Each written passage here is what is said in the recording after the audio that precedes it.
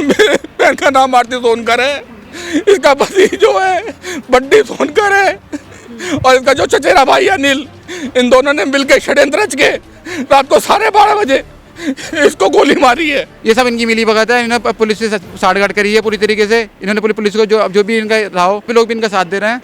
भगवान उनके साथ बुरा से बुरा करे। तो कुछ नहीं पता गोली कहाँ पर? ये दोनों भाई कर रहे हैं वहाँ पे। ये तो उसका भाई तो नहीं जाता अनिल, ये उस समय क्यों गया? ये सब पूरी प्लान मर्डर है। हमेशा ये कहना दुनिया मेरी जेब में, मैं सबको खरीद लूंगा, मेरे पास इतना पैसा है, और उसको नौकरानी बन के काम करवाना और लास्ट में उसको मार देना। ये उसको टॉर्चर करता है बहुत बुरी तरीके से, लेकिन उस लड़की ने कभी बताया नहीं है।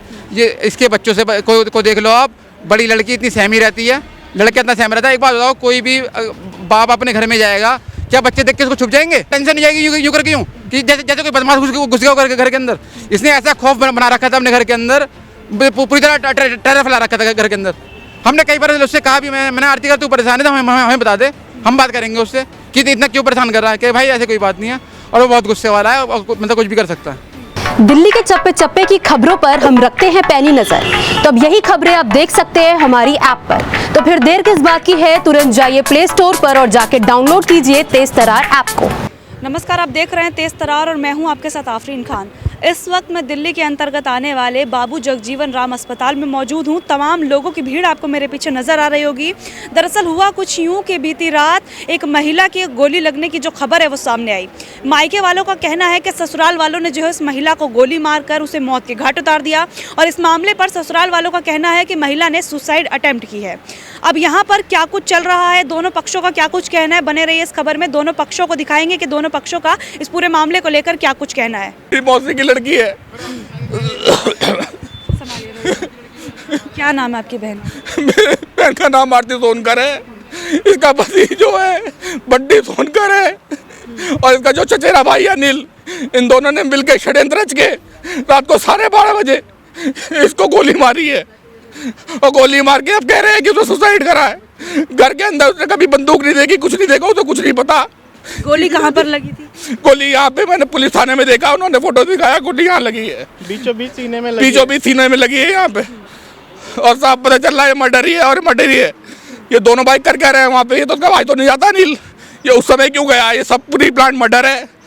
गुस्सा, उसे टॉर्चर करना, बार बार पे एटीट्यूड दिखाना, अपना ईगो रखना, अपने पैसों की वो दिखाना, हमेशा ये कहना दुनिया मेरी जेब में, मैं सबको खरीद लूंगा, मेरे पास इतना पैसा है, और उसको नौकरानी बन के काम करवाना और लास्ट में उसको मार देना। कितना समय हुआ उनकी शादी को? उनको शादी को है 17.5 साल। और शुरू से ही मारपीट करते हैं? शुरू से 1-2 महीने तो सही थे इनके, 1-2 साल भी सही थे, जब इनकी हालत नॉर्मल से भी बहुत करीबी वाली थी, जब तक तो इनकी हालत सही थे, सबसे ढंग से बोलना। उसके बाद पता नहीं क्या किस्मत है, हाथ बात पकड़ा इनका, औरत वगैरह मिली इनके पास पैसे जब से आए, जब से तो ये सीधे मुंह बात ही नहीं करते थे और अपनी बीवी को भी नौकरानी समझते थे। इतना बड़ा घर है, 3 मंजिला मकान है, एक नौकरानी रखी गई इनसे। अपनी बीवी को वो कुछ बोलती नहीं थी तो उसे नौकरानी की तरह ही ट्रीट करते थे। मारा पीटा उसे, कुछ हमें फोन करती थी तो बात पे पूरी नहीं बताती थी और वो पढ़ती थी और फोन काटती करती थी। हमें क्या पता था यहाँ तक नौबत आएगी बढ़ने की। कोई बच्चे भी हैं उनके? 3 बच्चे हैं। तीनों बच्चों से हमने बात करने की कोशिश करी तो घर वालों ने बात नहीं करने दी, उनको अंदर भेज दिया। जिस वक्त जैसा आप कह रहे कि गोली चलाई गई, वहाँ पर कौन कौन मौजूद था, कुछ जानकारी आपके पास? मुझे 1:45 बजे फ़ोन आया है और मुझे ये बताया गया है कि आरती ने गोली मार ली है, हॉस्पिटल ले जा रहे हैं। उसके आधे घंटे बाद फिर फ़ोन आया कि डॉक्टर ने उसे मृत घोषित कर दिया है। फ़ोन किसने किया था? ये मुझे नंबर नहीं पता, एकदम से मेरे पास कॉल आया। उस वक्त उनका पति घर पर ही था? हाँ, क्योंकि ये वारदात पुलिस के हिसाब से 12:30 बजे रात को हुई है। ये और इसका अनिल जो भाई है, चचेरा भाई है, ये दोनों घर पे थे। ज़्यादा पूछा गया इनसे तो कह रहे बच्चे सारे सो रहे थे, इतनी बड़ा हंगामा हो गया, बच्चे सो रहे थे। इन्होंने बच्चों को घर में लॉक कर दिया और इसमें षड्यंत्र में साजिश है इसकी माँ की भी, क्योंकि इसकी माँ भी सारा षड्यंत्र रच रही है। ये शादी इन लोगों की मर्जी की थी क्या? ये अरेंज मैरिज हुई थी, दोनों बहुत खुश थे, अच्छा परिवार था। बस मुझे नहीं पता कि भारी चक्कर है, पैसों की बू आ गई है, क्या है क्या नहीं है, इसने ये कदम उठा लिया। आप लोगों ने कोई कंप्लेंट लिखवाई है? हम पुलिस स्टेशन गए तो पुलिस स्टेशन में जब यहाँ का ऐसा ही था, बार बार हमसे कह रहा है कि सिपाही के हाथ भिजवा रहा है कि मैं बाहर हूँ, कुछ नहीं हुआ। फिर हमने ऊंचे अधिकारी से सोर्स लगवाई बड़ी मुश्किल से, तब हमें उसने ऊपर बुलाया और बुलाया हमें 10 बजे। हम 6 बजे के थाने में खड़े हुए हैं, हम 10:30 बजे थाने पहुँचे, ऊपर उसे बुलाया और बुला के हमने देखा है कि लड़के वालों की भीड़ खड़ी है उसके पास। कौन से पुलिस स्टेशन की बात कर रहे हैं? पुलिस स्टेशन है आदर्श नगर का। नाम पता है उनका जो ऐसे बहाने लगा रहे थे? SI विवेक। और जैसे ही हम पहुंचे उन्होंने सिपाही को कहा कि ये पर्चा है, ये पर्चा लिखो, ये अपना भी रिपोर्ट लिखेंगे और मैं मिचुरी जा रहा हूँ यहाँ पे। लिखी अभी तक FIR? एक रफ पेपर पे A4 शीट है, पेन पे हमसे लिखवाया, हमने लिखा है पेन पे और वही उन्होंने जमा कर ली है। अब ये मतलब पता नहीं FIR नहीं तहरीर है, FIR कुछ नहीं लॉन्च करी। हमारे पास कोई कॉपी नहीं है, कोई प्रूफ नहीं है। हो सकता है बाद में फाड़ के ही फेंक दे, हमारे पास कुछ इसका प्रूफ नहीं है, कोई एविडेंस नहीं है। अभी पोस्टमार्टम की रिपोर्ट आ गई है या नहीं? पोस्टमार्टम अभी सुनने में आया, अभी पोस्टमार्टम शुरू करेंगे। इसके अलावा अभी हमने सुना कि जो उनके पति हैं वो भी यहीं कहीं मौजूद हैं। हाँ, यहाँ खड़े हुए हैं बेशर्मों की तरह, हाथ हिला के ऐसे खड़े हुए हैं जैसे इनसे बहुत बड़ा गुनाह हो गया है। मक्कार आदमी है, नंबर 2 का फ्रॉड है, 420 है। और ये भी बात आप नोट कर लो, ये 6 महीने के अंदर अंदर दोबारा शादी करेगा। इसका बाहर भी अफेयर है। क्या लग रहा है अफेयर की वजह से ऐसा हुआ है? हो सकता है, पता चला है इसकी वाइफ को। और बहुत सारे और भी कारण हैं, क्योंकि वो टेंशन में रहती थी, दबाव में रखता था और मारता पीटता भी था उसको। और जब भी हमसे फोन पे बात करती थी तो हड़बड़ाती रहती थी, डरी रहती थी, सहमी रहती थी और बार बार कहती थी इनको पता चल गया, इनको कुछ मत बताना है, गोली मार देंगे, गोली मार देंगे। ऐसा कहती थी वो? हाँ, अब हमें क्या पता था, हमने कभी इसके बाद बंदूक वगैरह नहीं देखी, मगर अभी वारदात सामने आ रही है कि इसके पास बंदूक भी है। कोई लाइसेंसी रिवॉल्वर अभी है तक कुछ ऐसे? पता नहीं चला है। हमने थाने में भी कहा लाइसेंस है, तो थाने वालों ने भी ये कहा है कि कॉपी अभी आने वाली है, उनको भी पक्का पता नहीं है। मुझे लगता है कि सब इन्होंने बहुत मोटी रकम खिलाई गई है। पुलिस वाले भी मिले हुए हैं आपको, ऐसा लग रहा है? मुझे ऐसा लगता है क्योंकि हमें ऐसे ट्रीट कर रहे हैं जैसे हम पॉकेट मार की रिपोर्ट लिखवाने गए हैं थाने में। हमारा कोई नहीं है और इनके साथ साथ पूरे पुलिस थाना है लड़के वालों की तरफ से।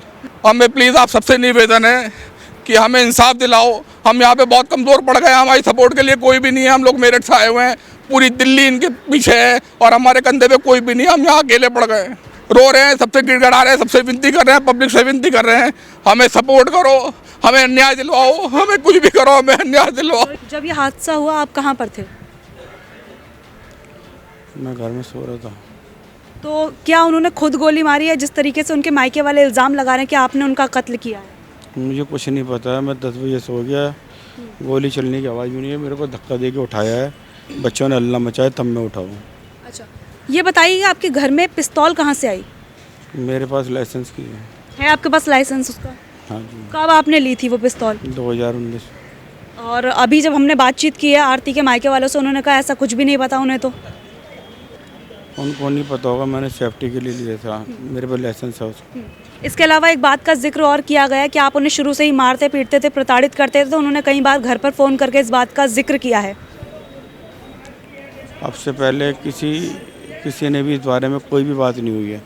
मौसा ससुर है मेरे, उनको मैंने कल फ़ोन करके बताया था कि मुझे 2 बात करनी है आपसे। उससे पहले अगर उनको कभी मैंने फ़ोन करा हो या उनका कभी फ़ोन आया हो, कभी ऐसे कोई झगड़े वाली कोई बात नहीं हुई। अच्छा, जो इल्ज़ाम लग रहे हैं आपके ऊपर कि आप उन्हें मारते थे पीटते थे पूरे ससुराल वाले, तो इस बात में सच्चाई है या नहीं है? नहीं, आप उनकी सास हैं? नहीं, मौसी सास सास। हाँ, हम तीनों बहन हैं, ये सब हम बहनें हैं। हाँ, एक बेटी करी हुई है उनकी। आप इनकी बच्चों से बयान लीजिए, बच्चे खुद बता देंगे कि ये मारता था, कभी गाली दे के नहीं खुश हुआ ये। फिर इस तरीके से मायके वाले क्यों कह रहे हैं? अब मायके वाले आप गुस्सा कहीं भी उतार सकते हैं। अभी मारा। ये उनकी बेटी गई है, उनका दुख करना। ये बताइए, गोली चली है, कितनी गोलियां चलाई उन्होंने? एक ही गोली चलाई, गोली कहाँ पर लगी थी? सामने सीने पे है। तो सीने पर गोली कोई चला सकता है? अगर प्रैक्टिकली बात की जाए, मैं अपने सीने पर गोली मार सकती हूँ या आप मार सकते हैं? मुझे नहीं पता इस बारे में, कैसे उसने रख के चलाई, कैसे चलाया, मुझे कुछ नहीं पता है। सामने मैंने उसको जब अंदर लेकर आया तो यहाँ पे छेद था, मैंने ये देखा बस।